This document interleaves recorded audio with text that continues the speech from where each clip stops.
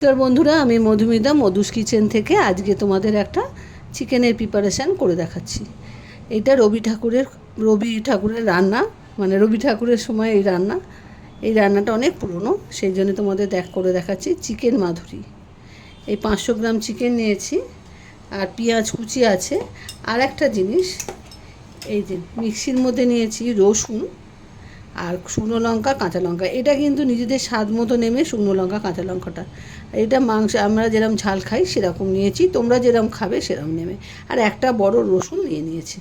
এই রান্নাটায় কোনো মশলা পড়বে না, আদা নয়, জিরে নয়, ধনে গুঁড়ো নয়, জিরে গুঁড়ো নয়, কোনো গুঁড়ো নয়, শুধু খুব কম উপকরণে রান্নাটা হবে। তোমাদের দেখাচ্ছি।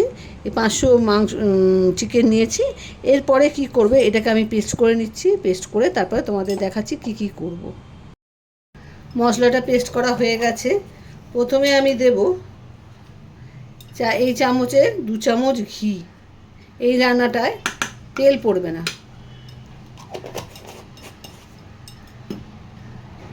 50 গ্রাম দেব টক দই। টক দইটাকে ভালো করে ফাটিয়ে নিই, যাতে কোনো না থাকে। দেখো ভালো করে ফাটিয়ে নিয়েছি। এবারে দেবো 2টো পেঁয়াজ কুচি।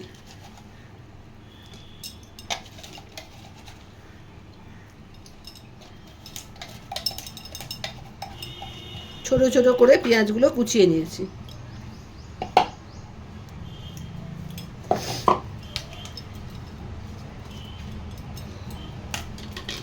রসুন, শুকনো লঙ্কা আর কাঁচা লঙ্কার পেস্ট, এই পেস্টটা পুরোটা দিয়ে দেবো।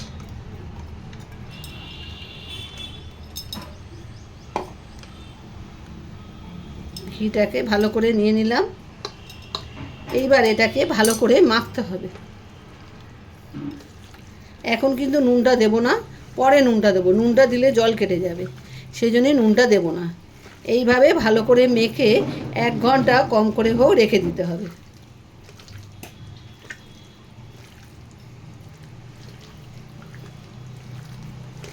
ভালো করে মেখে নিলাম। ঘি দিয়ে এই রান্নাটা হয়। ব্যাস, এইভাবে যতক্ষণ বেশি রাখতে পারবে তত খেতে ভালো হবে জিনিসটা। এইভাবে আমি 1 ঘন্টা রেখে দেবো। 1 ঘন্টা বাদে তোমাদের আবার কীভাবে রান্নাটা করছি সেটা তোমাদের দেখাবো। 1 ঘন্টা হয়ে গেছে। এবারে আমি ইন্ডাকশানে কড়াই বসিয়ে দিয়েছি। এবার এই মাংসটা আস্তে আস্তে কড়াইয়ের মধ্যে দিয়ে দেবো। এর মধ্যে কিন্তু তেল কিছু দিইনি, শুকনো কড়াই, দেখে নাও। এইবারে আমি মাংসটা দিয়ে দিলাম।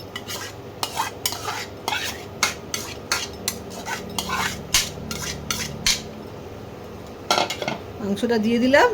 এবারে আমি নুনটা দেব।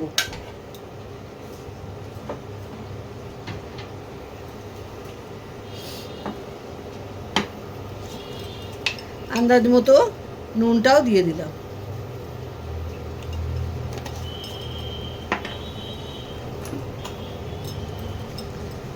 নুনটাকে ভালো করে মিশিয়ে নিই।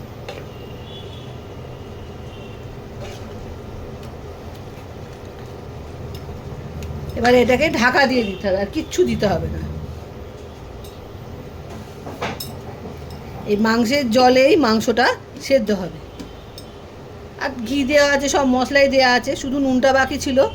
আর নামাবার আগে একটু চিনি দিতে হবে, কেননা টক দই দেওয়া আছে তো, নাহলে টক খেতে হবে। একটু সামান্য চিনি লাগবে। এখন এটা মিডিয়াম আছে, তোমরা গ্যাসে করলে মিডিয়াম আছে, এটাও মিডিয়াম আছে, আমি দিয়ে দেবো। ব্যাস, এবারে আস্তে আস্তে এটা হবে। দেখো বন্ধুরা, এটা দেখো কী হারে জল বেরিয়েছে মাংস দিয়ে, কত জল বেরিয়েছে।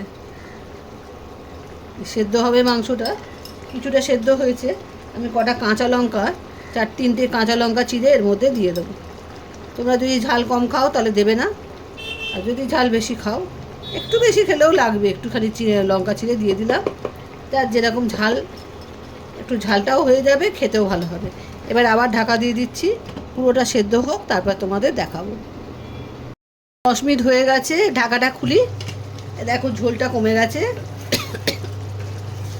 ঝোলটাও কমে গেছে, মাংসও সেদ্ধ হয়ে গেছে। হ্যাঁ, মাংস সেদ্ধ হয়ে গেছে।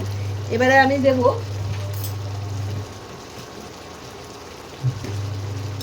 সামান্য একটু চিনি, সামান্য একটু, বেশি নয়।